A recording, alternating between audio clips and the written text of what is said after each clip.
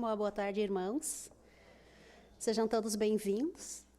Como diz nosso irmão, nós vamos fazer essa explanação, do capítulo 25. Do capítulo 25 do Evangelho segundo o Espiritismo, Busquem e acharão.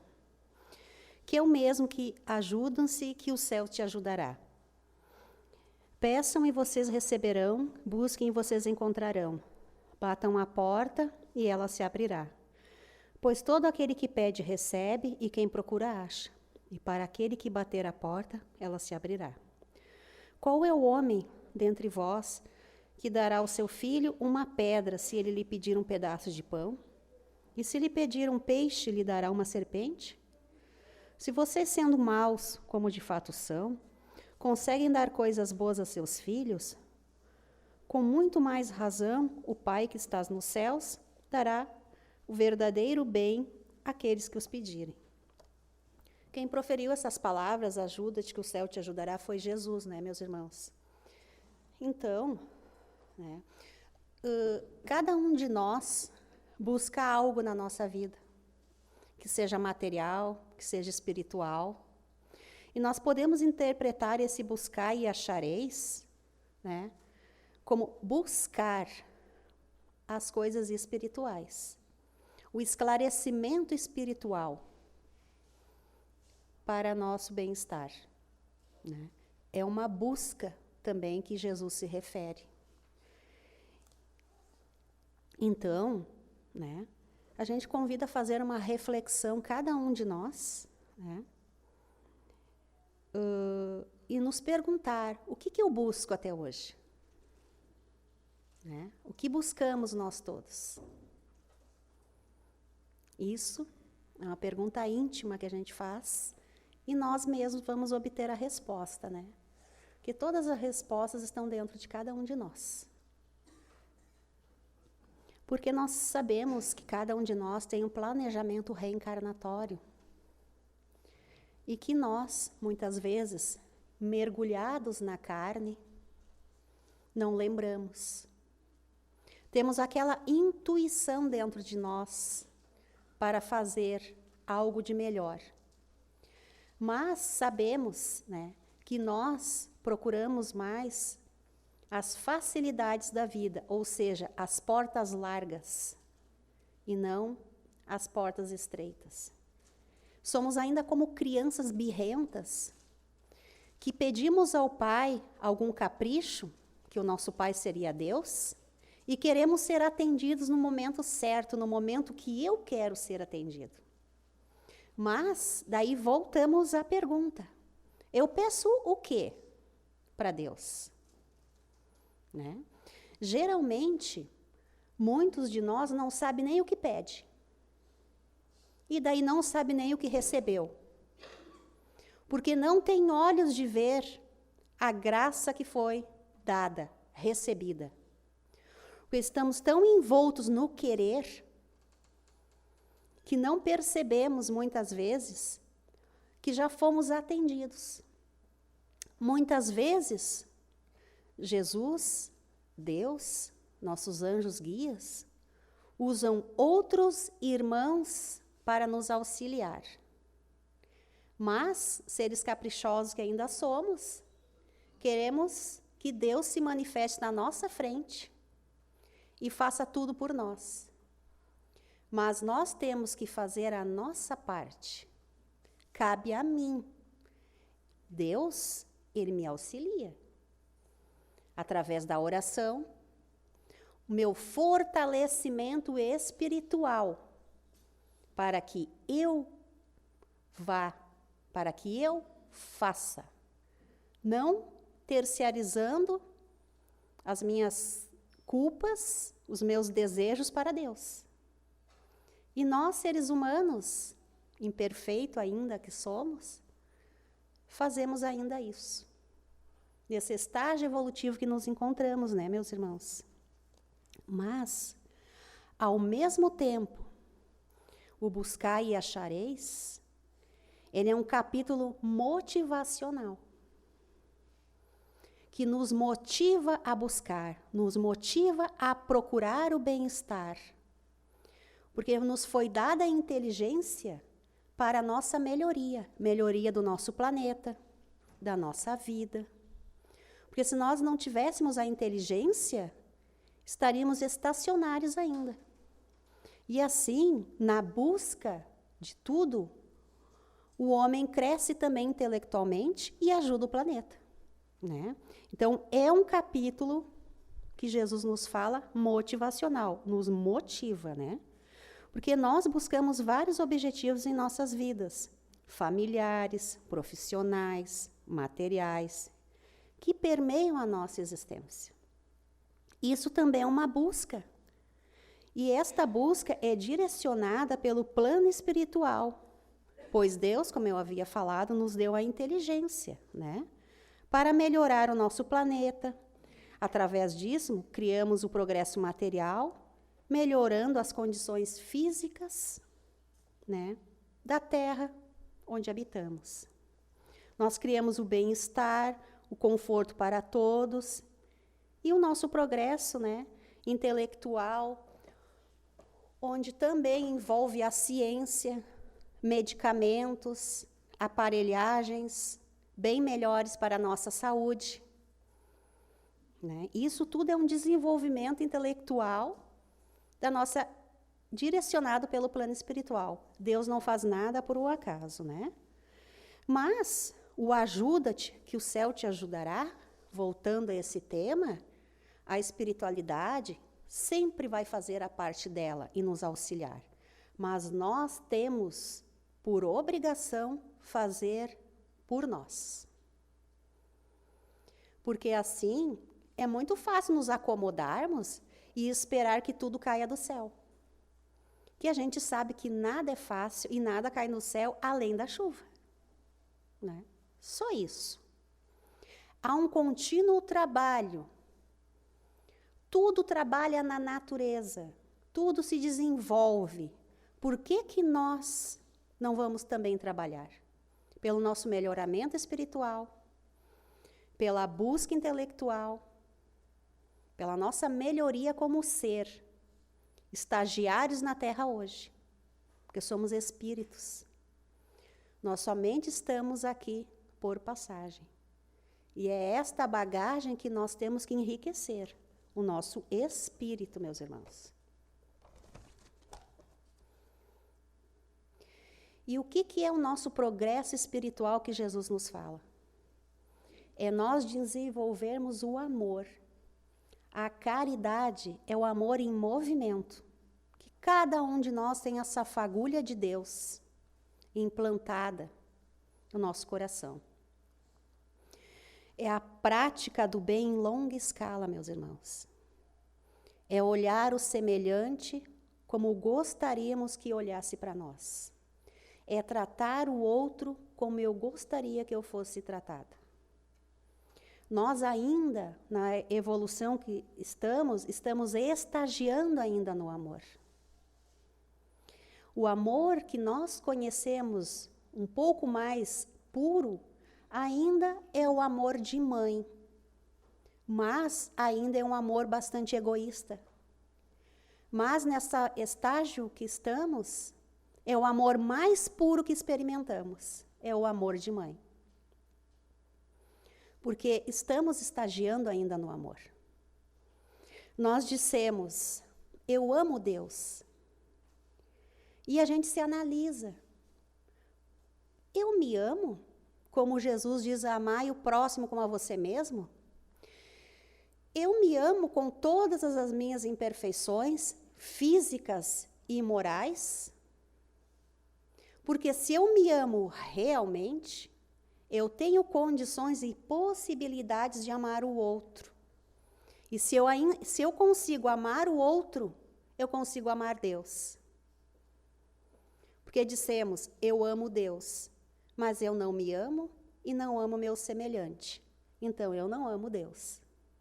Né? Então, para ver como a gente ainda está estagiando no que é o amor. O que é verdadeiramente amar o próximo. Né? Enxergar o próximo como a si mesmo. Eu consigo enxergar o próximo como a mim mesmo, gente? Será que eu estou conseguindo fazer isso? Nessas circunstâncias que andam acontecendo no nosso mundo, né, onde permeia mais o egoísmo do que o altruísmo da pessoa. Vamos dar um pequeno exemplo, que nós, como temos um instinto ainda de conservação bem latente dentro de nós. Acontece qualquer coisa, eu penso em mim primeiro. No meu bem-estar, eu não penso naquele outro que está comigo. Eu quero me salvar a mim primeiro, né? Se dá algum problema e eu tenho um alimento, eu não penso em dividir, eu quero acumular para mim. Então, olha só, é o efeito manada, né? Como alguns psicólogos mesmos falam. A pessoa fica irracional naquele momento e só vai ter um instinto de sobrevivência, em enxergar o seu próprio umbigo. Então, nós, seres humanos, estamos na era da razão. Nós temos a consciência disso, de nos melhorar espiritualmente. Se ontem eu errei, hoje eu não quero errar mais.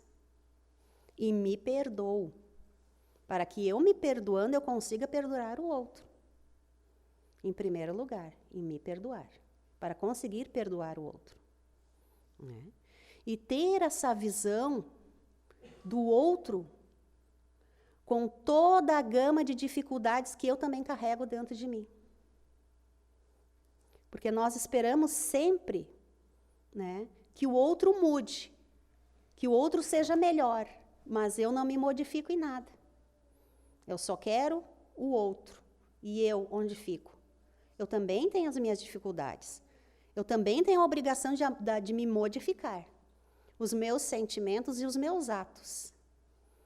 Né? Então, que a gente pense nesses ensinamentos que Jesus nos traz. Nos ajudar, nos auxiliar, para que tenhamos condições de auxiliar o próximo. Se eu não me auxilio, se eu não consigo nem comigo, o que eu vou oferecer para o outro? Né? Somos aquele espelho.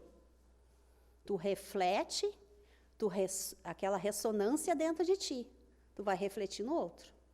O que tu sente, tu reflete. Porque somos um pequeno mundo em construção. Cada um de nós. Nós conseguimos nos reinventar todos os dias.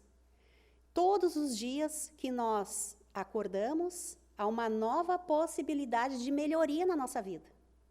Isso é maravilhoso, gente. Deus nos oportuniza todos os dias. Né? Mas, meus irmãos, o que Jesus nos ensina é que os bens terrestres, né, são transitórios. Os bens espirituais, esses sim, são a riqueza do nosso espírito, que levaremos conosco somente as conquistas interiores, pois somos espíritos e nós nos dispusemos a viver as experiências aqui na Terra. Isso tudo é crescimento para nós todos. Né? E nesse capítulo também nos fala, né, algumas pessoas que não querem se melhorar, não querem trabalhar para si mesmo. Vem essa pequena parábola como a do preguiçoso. Né? É olhar os pássaros do céu, eles não colhem, mas nosso Pai os alimenta. Então, se o meu Pai vai me alimentar, para que eu vou trabalhar? Para que eu vou me movimentar? Se Jesus disse isso, eu vou cruzar os meus braços e esperar que os outros façam por mim. Mas daí, meus irmãos, o que nos traz esse pedaço dessa parábola, olhai os pássaros do céu, eles não colhem, mas vosso Pai os alimenta? Essa mensagem nos traz do desapego, simplesmente isso. Por quê? Né? Todo o processo evolutivo, desde o homem primitivo, temos dificuldades de lidar com isso. Temos muitas dificuldades de lidar com o desapego, todos nós.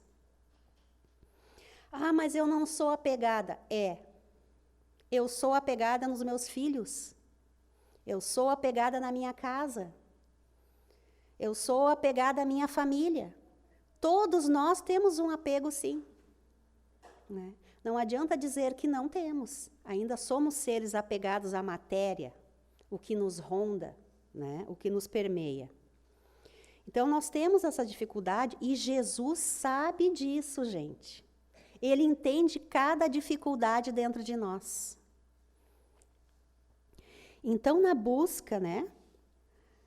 Na busca de tudo, a humanidade vai progredindo.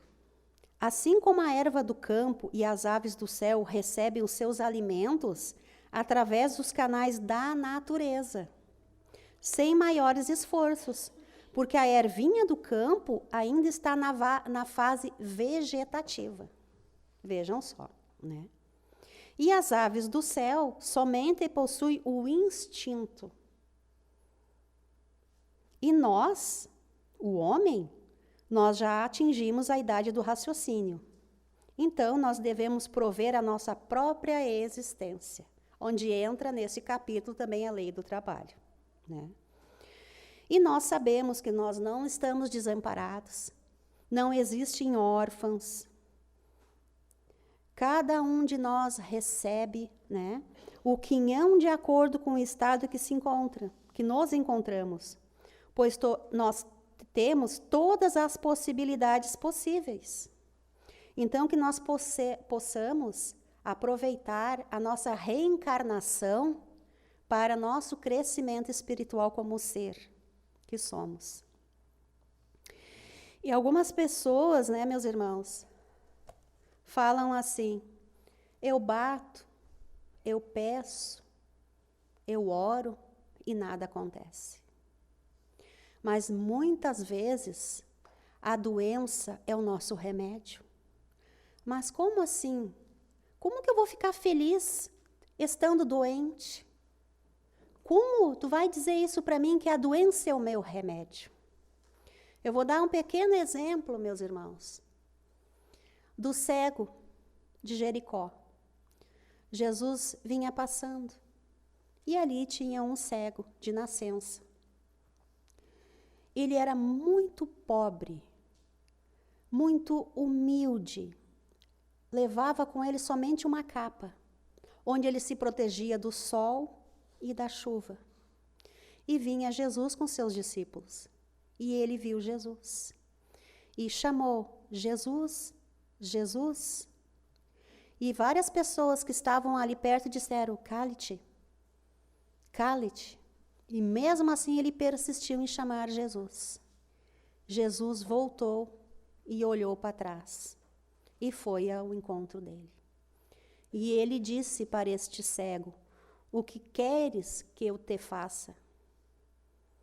E ele pediu: me cura, Senhor.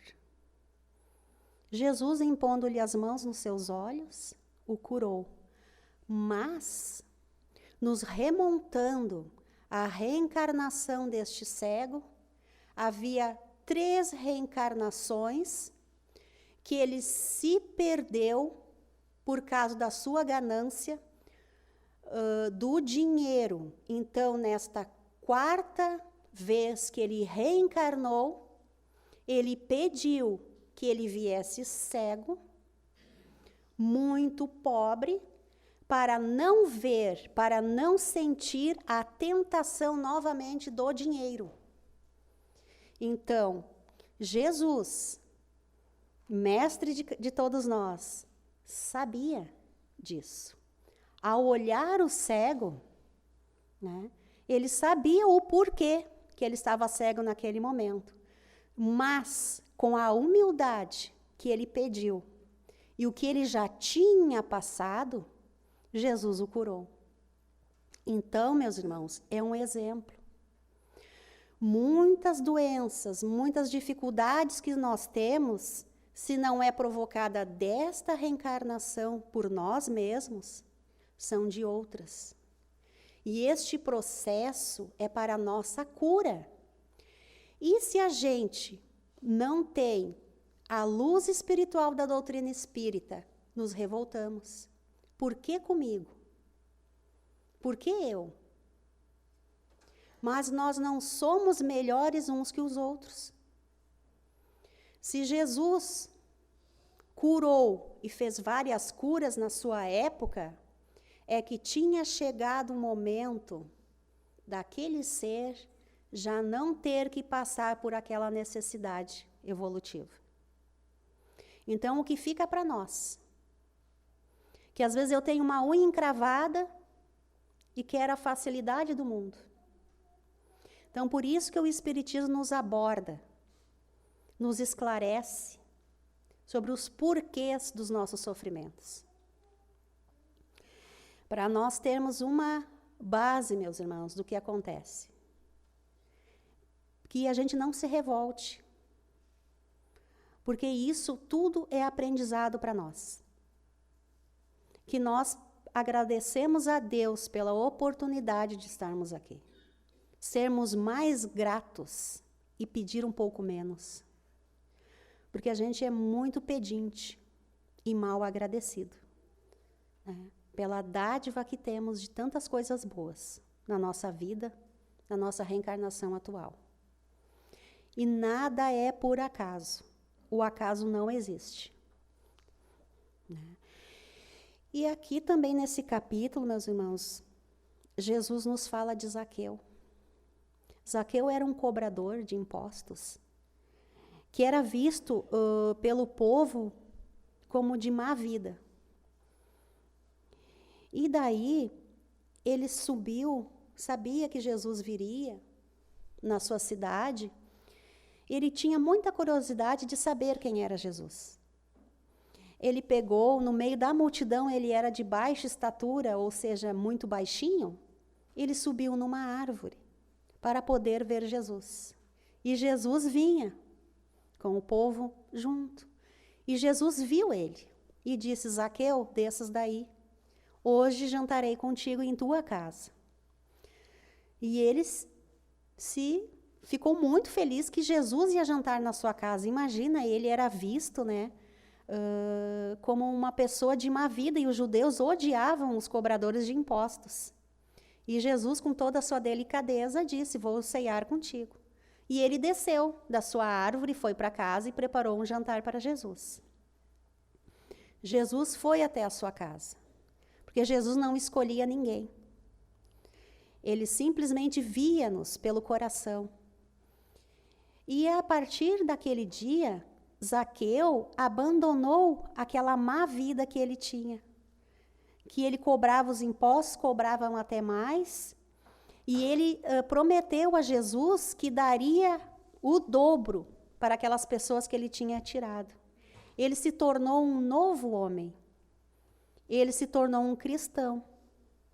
Então, se a gente analisar a história do Zaqueu pelo lado psicológico, né, ele saiu da sua zona de conforto para buscar Jesus, para buscar o alimento espiritual para a sua renovação como ser humano.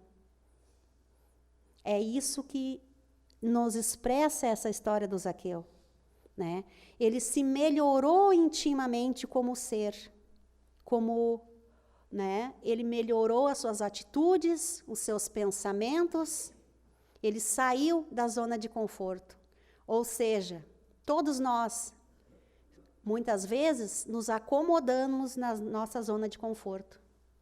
E assim como o Zaqueu, ele se ascendeu, ou seja, ele subiu na árvore, onde ele conseguiu ser visto por Jesus. Então, nós temos que fazer que nem o Zaqueu. Sair da nossa zona de conforto, buscar nos melhorar, espiritualmente, materialmente, de todas as maneiras possíveis. Tudo é crescimento, gente, sendo lícito e honesto para nós mesmos, né? Então, temos Maria de Magdala, Paulo de Tarso, juntamente com o Zaqueu, né? Que eles formam uma tríade que simboliza a renovação espiritual, o desapego. A partir do momento que conheceram Jesus, que enxergaram a realidade espiritual e não tiveram dúvidas, eles abandonaram a vida anterior que levavam. Ou seja, a doutrina espírita nos fala da renovação íntima, a renovação do novo homem, do novo ser, do novo ver, do novo pensar. E que nós possamos, meus irmãos, todos nós, refletir sobre cada um de nós. Como dizia Santo Agostinho, que possamos nós deitar no nosso travesseiro e fazer aquelas perguntas. O que eu fiz hoje? Que bem que eu fiz? Que mal que eu fiz? Nos analisarmos. E através dessa análise, nos melhorar. Não vamos ficar nos cobrando tanto também, mas que nós possamos trabalhar uma dificuldade dentro de nós. Nós já estamos dando um passo à frente ao progresso, né? E eu trouxe uma pequena narrativa para complementar esse nosso estudo da tarde de hoje, né? Que vem bem falarmos o que nós fizemos, né? Narra-se que um sábio caminhava com os discípulos por uma estrada tortuosa, quando encontraram um homem piedoso, que ajoelhado rogava a Deus que o auxiliasse a tirar seu carro do atoleiro. Todos olharam o devoto, sensibilizaram-se e prosseguiram. Alguns quilômetros à frente havia um outro homem que tinha igualmente o carro atolado num lodaçal. Este, porém, esbravejava, reclamava, mas tentava com todo o empenho liberar o veículo. Comovido, o sábio propôs aos discípulos ajudá-lo. Reuniram todas as suas forças e conseguiram retirar o transporte do atoleiro. Após os agradecimentos, os viajantes se foram felizes. E os aprendizes, surpresos, indagaram ao mestre: Senhor, o primeiro homem orava, era piedoso e não ajudamos. Este que era rebelde e até praguejava, recebeu nosso apoio. Por quê? Sem perturbar-se, o nobre sábio respondeu: aquele que orava aguardava que Deus viesse fazer a tarefa a que ele competia. O outro, embora desesperado por ignorância, empenhava-se em merecer o auxílio. O ajuda-te, que o céu te ajudará. Façamos a nossa parte, né? Então, muito de nós, meus irmãos, nós costumamos agir como o primeiro viajante, diante das nossas dificuldades, né? Que nos parecem para nós sem solução. Acomodamo-nos, esperamos que Deus faça a parte que nos cabe para a solução dos nossos problemas. Nós podemos e devemos empregar esforços para melhorar a situação em que nos encontramos. Há pessoas que desejam ver os obstáculos retirados do caminho por mãos invisíveis. Aquilo que eu falei, querem que Deus se materialize e faça tudo por elas, né? Esquecem que seus obstáculos, em sua maioria, foram ali colocados por nós mesmos. Podemos ter certeza que estamos sendo bem assistidos e ajudados conforme a nossa necessidade. E é só buscar e vamos achar. Jesus mesmo nos deixou isso como um grande ensinamento. Alguns se deixam cair no amolecimento, alegando que a situação está difícil e que nada adianta. São os pessimistas, né, gente? Como a gente sabe, né? O pessimista não vê solução em nada, ele só vê problemas. E que não adianta lutar, né? E outros não. Os outros dispõem de uma perseverança, abandonando a luta. Alguns, né, não têm perseverança e abandonam a luta após ligeiros esforços. Então, que essa conversa que nós temos hoje sirva de reflexão para todos nós. Façamos sempre a nossa parte, estamos sempre sendo auxiliados, nunca, jamais estamos sozinhos. O plano espiritual nos auxilia e muito, mas nós temos que saber o que pedir. E também vermos as graças todos os dias que recebemos. Através de um sorriso, de um amigo, muitas vezes estamos tristes, um abraço. Isto muitas vezes são ajudas mandadas para nós. E a gente, às vezes, está tão envolvido naquele pensamento negativo de revolta que não enxerga a ajuda que vem do céu. Uma boa tarde, irmãos. Muito obrigado pela paciência de me ouvir. Um abraço fraterno a todos.